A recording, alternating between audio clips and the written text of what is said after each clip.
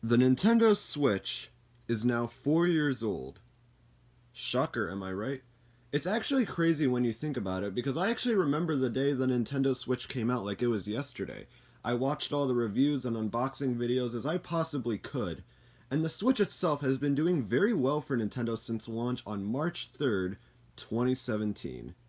It was basically Nintendo's early birthday gift, so happy birthday, Nintendo.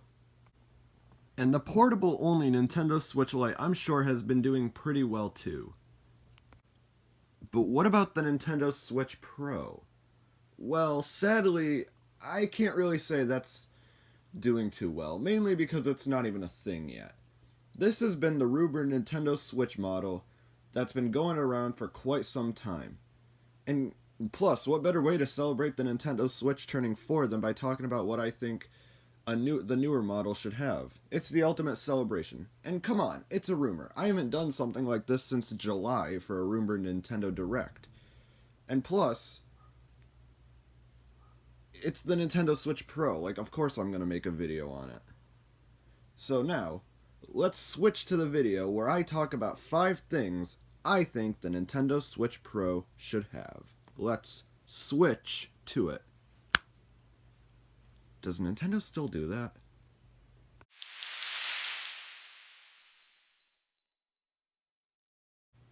Number 1.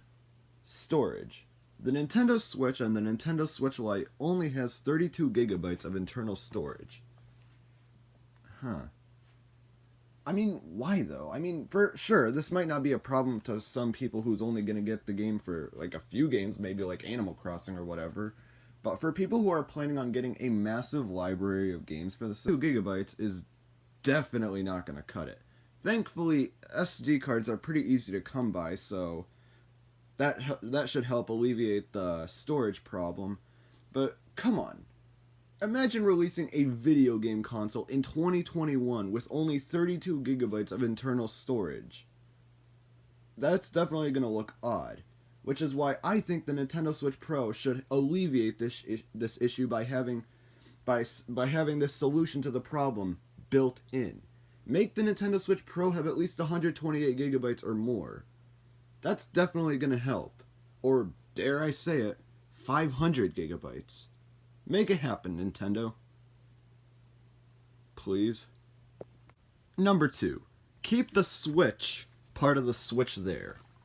The Nintendo Switch's main selling point is that it's a home console that can turn into a handheld system. Very cool. And the Nintendo Switch Lite is a portable-only Switch, which means it won't connect to a TV, even if you have a dock. It's a portable-only Switch. And, you know, it's good to have that option, especially with the $200 price instead of the regular Switch's $300. But I feel like if I ever got the Lite over the original, which I don't have the Lite, by the way, then I'd personally feel like I'd be missing out on what makes the Nintendo Switch the Nintendo Switch. And yeah, I know that's the point and all, and I'm not trying to tell anyone not to get the Lite, but I feel like if the Nintendo Switch Pro, releases, then it should keep both the home console aspect and the handheld console aspect there. Don't just make it a home console and call it a day. And I'm not really gonna get the Nintendo Switch Pro, and then, which you might be thinking, why am I making this video then? I just thought it'd be fun to make a video on 5 things I think the Switch Pro should have, regardless if I'm gonna get it or not, which I'm not. But I just thought it'd be fun to make a video on it. And plus, if it's called the Nintendo Switch, then make sure it has the Nintendo Switch's features. Like, I don't understand this. Why call it the Switch if it can't switch? Number 3. Keep it affordable. If Nintendo ever released the Nintendo Switch Pro, I'm not going to get it, as I mentioned already. But for people who are going to get it, I'd say keep the price affordable. I personally feel like $400 would be a little too much for the system, unless like Nintendo goes all the way with the specs, which I highly doubt they will. If Nintendo adds like a few things like upgraded storage, better picture quality, and I don't know, that all those bells and whistles, then maybe $350 is good. I mean, what else would Nintendo price it at? But yeah, like the Nintendo Switch Lite is only $200, but that's only because it's a portable only Switch. the Nintendo Switch, the original, is only $300, and it has both those features.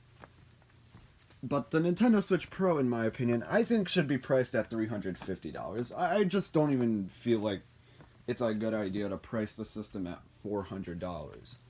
Plus, isn't $400 a little too much for a Nintendo system anyways? Number 4. Advertise it smartly. Now, this isn't something I'm personally concerned about with Nintendo, mainly because they've been doing a very good job advertising the Nintendo Switch. And they also made it clear to people that the Nintendo Switch Lite is a portable-only Switch, which is good. But I'm just saying this as a reminder, so we don't have another Wii U crisis again. So, Nintendo should just market the Nintendo Switch Pro as an upgraded Switch. Like, tell everyone about all like the new features you have, like better storage, better graphics, better whatever.